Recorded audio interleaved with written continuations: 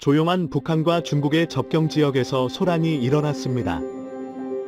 주민들이 일제히 쓰러지는 기이한 일이었는데요. 알고 보니 북한의 핵실험과 관련이 있는 사건이라고 합니다.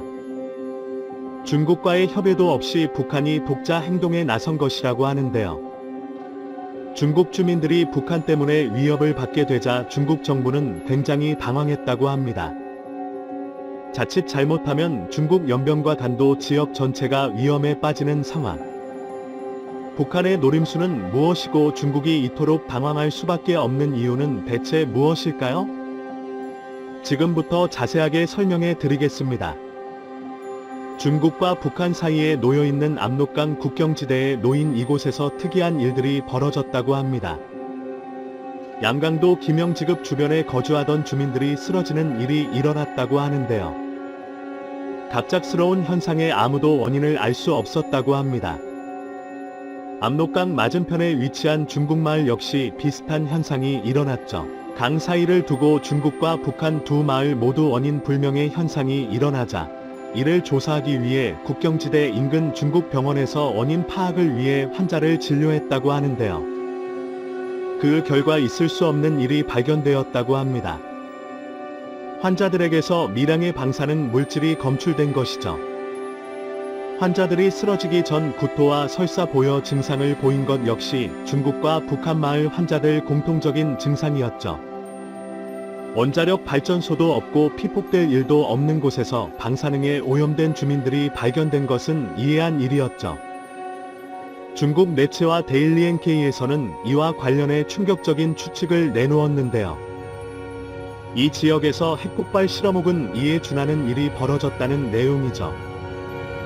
과거의 북한 핵실험 당시 중국 정부는 북한 접경 지역에 있는 주민들을 중국 내륙 지역으로 대피시키는 모습을 보인 바 있습니다. 당시 핵실험이 진행된 곳은 북한 풍계리 북한-중국 접경 지역에서 100m 떨어진 곳이었죠. 2차까지 진행된 것으로 알려진 핵실험을 통해 북한은 상당한 수준의 핵폭탄 개발 능력을 갖춘 것으로 평가받았는데요. 가장 마지막에 진행된 6차 실험은 북한은 물론이고 중국과 한국, 심지어 일본까지도 핵실험으로 인한 지진을 느낄 수 있었습니다. 리히터 규모로 따지면 5.7에 해당하는 수준으로 CNN은 이 소식을 긴급하게 전하며 5차 핵실험 당시 관측되었던 파괴력보다 훨씬 진일보한 파괴력이라는 분석을 내놓았죠. 5차 핵실험 이력을 10톤으로, 6차 실험 이력을 60킬로톤으로 계측할 수 있다고 했는데요. 산술적으로 6배나 더 증가된 폭탄 수준으로 5차 핵실험 이후 약 1년 만에 이보다 더 진화된 핵을 가지게 된 것이죠. 청와대는 즉각 NSC 전체회의를 소집하며 경계태세 격상을 지시 핵실험 관련해서 모든 촉각을 세울 것을 주문했죠. 다행히 북한은 핵실험 이후 별다른 움직임을 보이지 않았습니다. 그동안 암묵적으로 북한이 핵을 가지고 있다는 사실은 알고 있었으나 6차 핵실험을 통해 이 사실이 공식화되었으며 상당한 수준의 폭발력을 지닌 핵을 북한이 보유하고 있다는 것을 알게 되었죠. 6차 실험 당시 주민들을 대피시켰던 중국 정부는 이후 중국 국경지대의 방사능 여부를 조사했으나 지하에서 진행된 실험이고 북한이 파괴량을 조절해 방사능을 최대한 자제했던 것으로 분석했습니다. 기대 주변에서 발견된 방사능 수치 역시 자연 발생 방사능에 비해 크게 차이가 없었죠. 그러나 최근 북한, 중국 마을을 중심으로 벌어진 이 사건에서 발견된 방사능 수치는 심각한 수치였습니다. 중국 정부는 굉장히 당황할 수밖에 없었는데요. 이전까지 중국과 북한은 핵실험과 관련된 정보를 미리 공유 사전에 중국이 대비할 수 있게 협조 요청을 구했는데요. 이번 사건은 중국 입장에서 전혀 협조 요청도 없었을 뿐더러 실제 피해 가는 일이나 중국 정부 입장에선 경종을 울리는 일이었습니다. 중국 정부는 급하게 조사관을 파견, 이 일대를 서서히 조사하며 대체 방사능이 어디에서 발원했는지 추적하는 역학조사를 거쳐 북한 방사능 유출 지역을 특정해낼 수 있었는데요. 그곳은 이제까지 중국이 전혀 알지 못했던 곳이었습니다. 중국 접경 지역으로부터 255km 떨어진 곳에 위치한 곳, 이 지역에 중국이 추정해낸 방사능 유출 지역이었는데요. 이곳은 놀랍게도 미 싱크탱크 전략국제문제연구소에서 북한이 아이시팜을 운영하는 기지로 추정되는 장소였습니다. 전략국제문제연구소는 보고서를 통해 북한 지역을 연구한 결과 소위 말하는 53기지에서 많은 수의 병력과 물자가 오가고 있는 것을 확인. IBM 발사 기지로 이용되는 곳이며 이 건조 주변으로 기지 인프라 개발까지 진행되는 북한 주요 핵심 시설이라는 사실을 폭로했는데요. GSIS에서 처음 연구했을 때 이 지역은 북한에게 있어 그렇게까지 중요한 지역은 아니라고 바라봤는데요. 그러나 50섬 기지 주변 영철의 미사일 기지가 해외 언론을 통해 잇따라 보도되고 중요 시설들이 위성사진으로 모두 폭로되자 북한이 생각을 바꾼 것이죠. 그 결과 이 53기지는 북한의 중요기지로 변모했습니다. IBM 실험은 물론이고 이동식 발사 차량, 이동식 거치대를 비롯 주요 장비까지 배치해주는 장소가 되었다고 하는데요. 그런데 방사능까지 이 지역에서 배출되었다는 사실이 나온 것입니다. 모든 정보를 종합해보면 이곳에서 소형 핵탄두를 탑재한 ICBM이 연구되고 있다는 사실이 자연스럽게 나오는데요.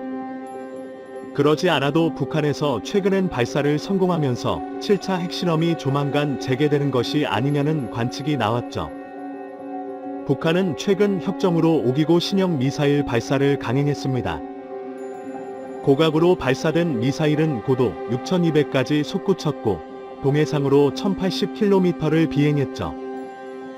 정상 각도로 알려진 30m에서 45도 사이에 이 미사일을 발사했다면 워싱턴 DC와 뉴욕 등 주요 미국 도시가 포격의 대상이 될 수 있었습니다. 당연히 미국은 물론이고 한국과 일본 등 주요 국가들은 북한의 일방적인 협정 파기와 미사일 발사에 분노했습니다. 우크라이나 전쟁으로 인해 시선이 러시아에 쏠린 시기를 이어 북한은 감시가 소홀해진 틈을 타 IBM 개발과 도발에 나선 것이죠. 더군다나 문재인 정부와 윤석열 정부가 정권교체를 앞둔 시기에 I-10의 발사 실험을 강행했다는 것도 의도적이라 볼 수 있는데요. 정치적으로 대처하기 난감한 시점을 고른 것으로 분석됐죠. 미 국방부 대변인실은 이번 사태를 심각하게 바라보고 미사일의 분석, 북한에서 발사한 안심 비행은 북한의 주장과 달리 과거 기종인 화성 15형을 이용한 것을 밝혀냈는데요. 북한이 개발한 신형 미사일 화성 17형의 경우 15형에 비해 사거리는 물론이고 폭발력 차원에서도 강력할 것으로 전망핵과 결합하면 치명적인 괴물이 될 것이라고 생각했죠. 북한의 대대적인 움직임에 대해 미국을 포함한 여러 국가들은 더 이상 북한이 인내할 수 있는 시간이 남지 않았다는 사실을 지적했습니다. 특히 우크라이나 전쟁으로 모든 자원이 우크라이나에 쏠려 있고 코로나 사태는 진정되지 않아 내부 경제가 엉망인 지금 북한은 주변국과의 협상을 위해 도발적인 행동을 취한 것이죠. 중국 입장에서는 북한의 움직임이 전혀 예측이 안 되는 상황, 동아시아의 태풍의 핵이라 불리는 북한의 중국도 감당하기 어려운 지경인 것이죠. 이니 미국의 감시와 견제에 온 힘을 쏟고 있는 중국은 북한까지 돌발 행동에 나서자 외교라인을 가동해 북한과 소통하려 했지만 실패했다고 합니다. 북한은 53기지 주변에서 핵실험을 강행해 중국의 반발을 무시하고 독자적인 길을 걸을 생각으로 보이는데요. 최근 CNN에서 지하 핵실험장 건설 징후가 포착되었다는 보도를 내놓았습니다. 기존 알려진 풍계리 핵실험장이 아닌 새로운 곳을 염두하고 있다는 소식인데요. 북한은 6차까지 진행된 핵실험에서 풍계리 실험장만 이용했습니다. 하지만 오랜 세월 핵실험을 한 탓에 풍계리 실험장은 노후화된 시설과 충격에 못 이겨 내부가 무너져 내리고 있다고 하는데요. 6차 실험이 끝난 뒤 풍계리 지역 위성사진을 보던 전문가들은 이와 비슷한 규모의 혹은 보다 더 강력한 충격을 받으면 이 시설은 기반부터 무너질 가능성이 높다고 바라봤는데요. 미국 CIS 연구원들 역시 풍계리 시설은 한계에 도달했다고 본 것이죠. 그 이후 핵실험에 대해 어떠한 징조도 보이지 않았던 북한이 53기지라는 최적 장소를 찾아 그곳곳에서 핵실험을 준비 중인 것이죠. 풍계리 실험장보다 더 중국 국경지대에 근접해 있기에 만약 사고라도 나거나 실수라도 한다면 중국 연변 지역까지도 큰 영향이 갈 수 있는데요. 이번 방사능 사고는 앞으로 있을 사고의 전초전이라고 볼 수 있습니다. 연변과 간도 지역 전부가 방사능 위험에 노출되어 있기에 아무리 북한 정권을 묵인해온 중국 입장에서도 북한의 행동을 그냥 넘어갈 수 없는 노릇이죠. 왕이 외교부장은 북한 행동에 대해 책임져야 할 것이라며 이례적인 분노를 드러냈습니다. 하지만 북한은 중국과의 대화를 거부하며 핵실험에 몰두하고 있죠. 통일부는 이러한 북한의 정황을 지켜보며 김정은 국무위원장 집권 10주년이나 태양절을 기점으로 대규모 핵실험이 진행될 가능성이 높다고 분석했습니다.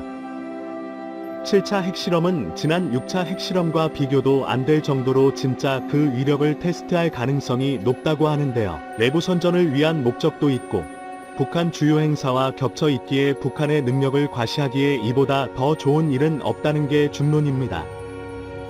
한국도 북한의 도발에 가만히 있지는 않았는데요. 국방과학연구 소주대로 고체 추진형 우주발사체 시험에 성공했다고 밝히며 북한의 I-12에 맞불을 놓았습니다. 미국과의 미사일 거리 제한 지침이 사라진 이후 한국의 미사일 개발 수준은 예전과 비교도 할 수 없을 정도로 빠른 진전을 보고 있죠. 한국이 발사한 우주발사체는 사거리 3,000에서 5,500m 수준의 중거리 탄도미사일 수준. 북한의 미사일 수준에 전혀 밀리지 않는다는 것을 이례적으로 드러냈죠. 한국의 맞불에 북한은 어떠한 반응을 보이지 않고 침묵했습니다. 급격하게 흔들리는 동아시아 평화의 균형추.